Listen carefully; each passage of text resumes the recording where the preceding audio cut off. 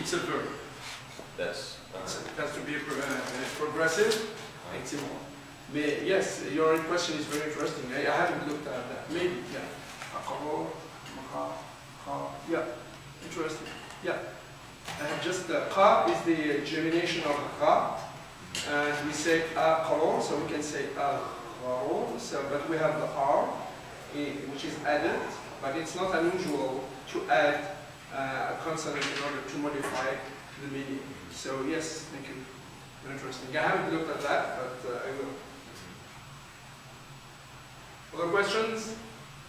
I was interested in the connection you made earlier. You mentioned the connection between aspect in the verbal domain, like perfective, imperfective, and the mass count distinction in nouns. And so I wonder, for example, do mass nouns tend not to have an a in them, or would we expect there to be any sort of correlation with the vowel?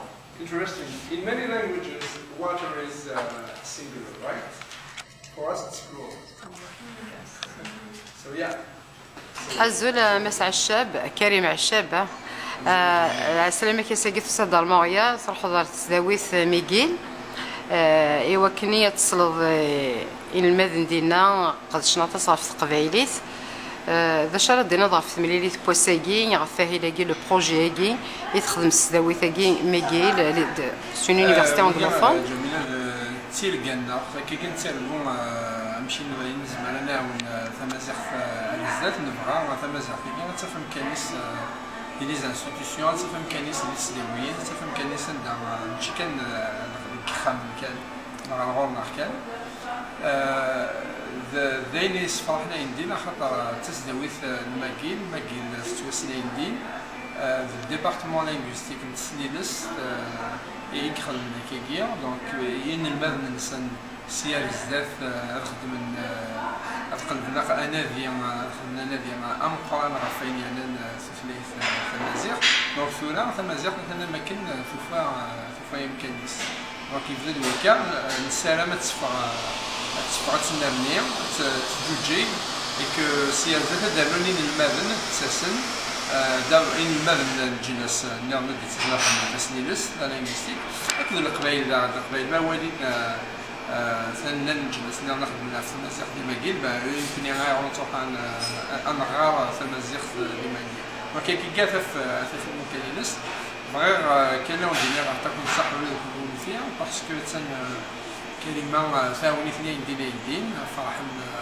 تصقص كريمة وزار فرحنا تصقص وين كيخدم او يفنون نتسنى دينا شوف يتبع عرفت هي كريمة ولات كمينة ثلاثة ساقي دينا كمينة تصايقي ثلاثة يتسنى شحال هي قربعة وقرنا هي ثلاثة يتسن زين ثلاثة وقرن مسكن سنعت الماء كريمة عشاب المديوسة باش ندينا قيمة غاس نشعل غلمي أي غارة شكون غاس نشعل زين السين وقرن مسكن من وغارة عطاس نتسنى غا وين يصوبن يبان ديك السن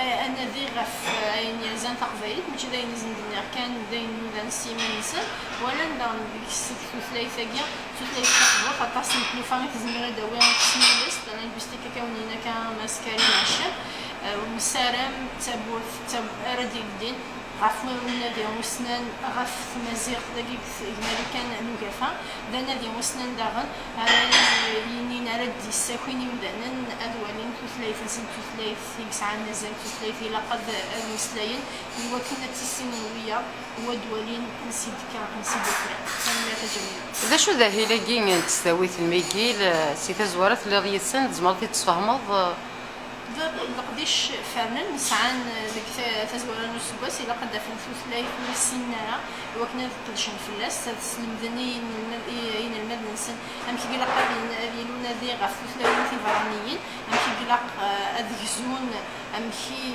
يثدون ثلاثين أم كي تسلي ذيك سن هذا شو ذي سام هذا شو ذمياك أرتجرا سوني دنكي وكنا نمسلا غايلول ذيك سن أباس معجب في ثلاثة جنيه تقبيليت يغال خدمة القديشات مكار نوين إنوال عفقرا يلان المال يرفض حريش ثلاثة تقبيليت إنو لا فلاس نمو إذا كنت ولا مساقين وذان غفيسان غفومياك غف تنيلا غف عطاس نتنفا السقي بين إنوال عقلو جيبا نبي بينان في المكبيل ثلاثة وبولاجين وثقرا كريمة تزدوي ثقين ميكيل وتسرم أتظهر ذات تمثال ثقين تثليثنا نتمزيغ تقبيليت ذا شو تسرم تزدوي ثقين ورا كان ديك تزورت هكين يون القداش اللي غف قبيليت كان بغانا نصيوضن أدهمرن أمهير ذي لين إلا نكار ثمسلايين نتقبيليت سيما ذي سيكان يوكنا دملن أندغب إلا ومهير ذاقيا أمحي قيلا وسسرو وسنطاق نتقبيليت أمديا ونفكا كان أمديا يوكنا ثد نجزون استزلا غروان ثبورث نفغا نوالي أني ذا تمسلايين أندف تمسلايين راه سينا كين أدناوي ذي سنتال ماشي ذا والو كان أمكي قرقات ذي اليوم مسلايين تقبيليت فغان هذوالين نثني ذا نادي ومسلانا مهير ذاقيا أنسيديكا أمكي ديالنا إن كوني نقبيل أثناف ذق الانترنت أثناف أمكي غانا يسندي ورا ويسنا هذه المدنسا أمكي تمسلايين ستوثلاي ثاقيا أثياف إزمار في سقدش القداش ديالين غافو سكواس التزوارة ومسلانا حفو ديالين وين رايبون وهار مويا ويزرعنا هذا نسولف نخدم غف مزيغ سمثا غف فريق مكافحة كما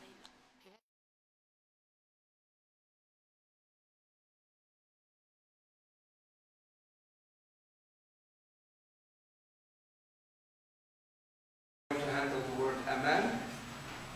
Yeah, there is a proverb in the Tuaregs use a proverb that says, water is life. Water, so they are conjugating plural and life is singular. Aman, iman. Iman means the spirit. Soul, yeah. So, yes. Aman is also qualifies for this. I don't know, and it's a mass noun. So, but we're going to create a new association between aspect, one type of aspect, and another type of aspect. Aman plural is كريمة فكان مديو الترس فكني الاكسبيريونس اللي كنا قارن في ملي ثقين ميدسن وكذا كنت تساويت الميكيل يطفن نيك ثلاثة وقورن يعني يراون كيس قال لي غولاسيون انتر بيرسونيل لي كوك لي زيشونج كلان يراون الكلي امكيت نتوالاض يعني في ملي لي في كذا غير كل ما يتعجبه من غلا ما تعجبه النغاله ها طاس نفن مسكين نسيدي ما تعجبه السنه طاس صايغه ماشي بايني فين تمسلك مقديش نقدش الماي ديك مالاس ديك السمانه ما تشوف ساعه طاس تبنيتي وكن صافين ماشي ودي لقداش كيتهدينا كاع فاش بس يبقند ازال لي في راسن في كان كيتوفان مثلاي يجزمالي ديك السنادي يسميلست ورازن ديالنا غا شكون مدانا ريتنا ديال الماي خدمنا ديال وسنا تيتي غادي الفكيويه شي لقى فين انا ديالي نتا انا مكينس ديك ملينا وفين بيس لا انت باس نحاوسو وين انا ديهم مثلاي كيزمالنا ديك تسنيلست نثني غفاين نثني بغا الناس فكي كي نقضي شاكي بغانا تخدم دواكي ألفكن القبايل ألفكني تقبايلي تلفكني تمازيغ نسارة ديالي سيت ساوند تمازيغ نتسث باين زران أزن دفك ما إلا صاوي نقضي شاكي نسا دايجي نفا ديك ثمليلينا دايجي غنصاوب ديما يقدشن ستيفت سقول داغن هذو داك يحمل زعما في الدنيا يحمل ماشي كان فغان قد هما ديس حمل الفلانين كاع يتوسن النار والثقبيلي تين يجي لنا يا كريم تهضر ديال السن ارتقاره يعجبسنا الحال هذا رأيي سيعجبني الحال خاطر كيما قلنا كلمة يعني كيخدم كيان يكدني وين يسلمن وهنا راه نحسب الدورة كيان تزداد تنادين ثلاث يسارد في جنن أمشي يسارس نبذنين المبنى قارن تسنينس أمشي روحنا نادين راه ثلاث والسنان إلا قدر في الليلة تتمسلايان بعد هذا قلب الناس صافي إلا قد سنتفكني استقصيا إلا قد زارنا داوين أشو يعني كني فتنا بين ما إلا يولا يخدم لا فونولوجي لا سيميلاسيون إلا قد يهوي نشتكي ديجا يواري ونو نسينا في يرنا إلا ما يدي ما كفن ثلاثة راه هو البورنيكيا إلا قد خدمن قد مسلايين غف ثوفين لي ريزولتا ثوفين النادي اللي نسينا سيكي خدمنتي سيكي ها فاكي كذا 10 سن كل يوم دا شو يدير دا شو في جنودا فنتفهم لنا غاس نكوني السن تاع قبايليت بويش فنخدم في السنين السنين وهنا امشي في لا رابيديتي امشي بوسيبيليتي تو بون نرواو بولن صوض سنشتاقي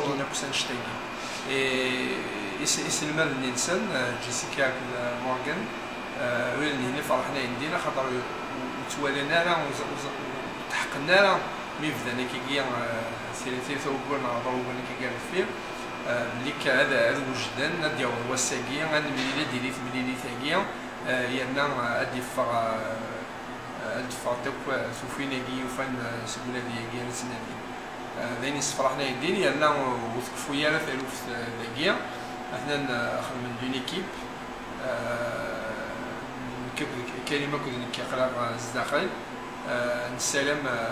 نسلم تسع وهو نكو ديك السن تساوي سير الزداد يمكن ادر نون ان المغن نظن ويفنوا القبائل ديسنا تلمذ سير الزداد هي مي كريمه اكو كريم هي ولاش تعوض مسيسوي in French, ne and pas.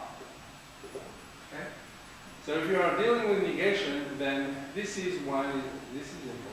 So if you say the name or, it's not me who will do this, you will need to combine er plus or. And this is where the difficulty comes from. This is where it is the nick. You can say the nick er or.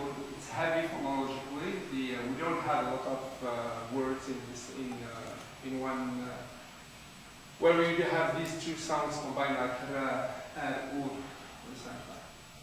So you will have to change this into ear, e, or, and then you add n to the participle. So But let's forget this one. You can have e or. Yeah, you can have e or, so you can have and or. But it doesn't have anything to do with add. Okay. So this is the first one. Ooh. So if you present it chronological in the structure, you will have negation. So you will have or and complementizer. Nick. Oops, I'll say. Complementizer will be here. And then you will realize it phonologically as one. So it's a combination of or and e. You can add that for him. I'm sort of saying that the NPIs, this E1 and K, replace the ARA 1 because they can't co-occur, and 2 because having them be closer to the verb would maybe explain this word. Which one? The inner vowel and the imperfective? Yeah, you have many alternations. Because there are some words which have a different negated perfective form, right? Negation. If the perfective is negated, there's Yeah. stem. Sometimes yeah, sometimes you do. Not all. For example, if you say he ate, she ate, and she did not eat, then yes, you change the vowel. I'm a professor here at McGill, and this is a McGill Field Methods class. We're having a mini workshop where students are presenting the work they've done over the semester on Kabyle. And it's been a lot of fun. We picked this language because we'd heard it had many really exciting properties in terms of its syntax and morphology and phonology, and lots of variation across different variants of Kabyle, and so... Thank you, Jessica. Morgane? Ok, je suis Morgane, je suis professeur aussi à l'Université de McGill dans le même département que Jessica. Et je vais essayer de me débrouiller en français. Donc, c'est un cours de méthode sur le terrain, je crois que ça s'appelle, en kabyle, une langue berbère. Donc, chaque année, on a choisi une langue pour ce cours pour enseigner les méthodes des questions de demander aux locuteurs d'une langue. Donc, pour nous, on a notre consultant Karima qui nous a aidé à découvrir les structures du kabyle, les sons, les prononciations, syntaxe et tout ça. Donc, on sait un peu plus qu'on savait au commencement du semestre. Donc, la plupart du travail est fait par les étudiants. Donc, vous allez parler avec Jeff après, un étudiant, mais ils ont des réunions avec Karima chaque semaine où elle répond aux questions et leur enseigne des points de grammaire, de prononciation et tout ça. Et donc, on a voulu étudier une langue berbère parce que c'est très intéressant du point de vue linguistique, spécialement dans la prononciation, la phonologie et le syntaxe. En fait, c'est très connu dans la communauté linguistique, mais seulement des variétés de berbère très spécifiques parlées au Maroc. Donc, on a entendu dire qu'il y avait beaucoup de kabyle en particulier dans Montréal. Merci, Morgane. Jeffrey? Salut, moi c'est Jeff. Je suis un étudiant dans le cours de méthode en travail de grammaire. Donc j'ai assisté au cours à partir de première partie Morgane et Jessica me l'avait fortement recommandé en parlant en partie du berbère et en particulier du kabyle pour voir un peu comment la structure était tellement différente de l'anglais que je connais aussi et du français, c'est la langue sur laquelle je travaille principalement. Mais en même temps, d'un point de vue phonologique, ça a été très intéressant de voir à quel point le français et le kabyle, il y a quand même des liens en commun, il y a des structures similaires, même si les processus que les langues ont sont très différents. Donc c'était intéressant de voir, mais en même temps voir la culture très différente en parlant avec Karima et en apprenant et la langue et comme les différences entre les termes et soit comme la structure d'un mot d'une phrase intégrée, de voir que ça représente vraiment un peu plus différent. C'était un peu fascinant. Et ça fait combien de temps que vous avez commencé ce projet? Ça fait... If you don't know, then it's just analog, so masculine singular. So here, for example, we have the girl ate the donut. We know that the girl's the one the donut. So when we want to ask who ate the donut, because we know it's a girl, it's singular, feminine singular, so it comes under that. Also, here we can see that there is a change in the verb. So for the verb eat, we have pitcha, and then after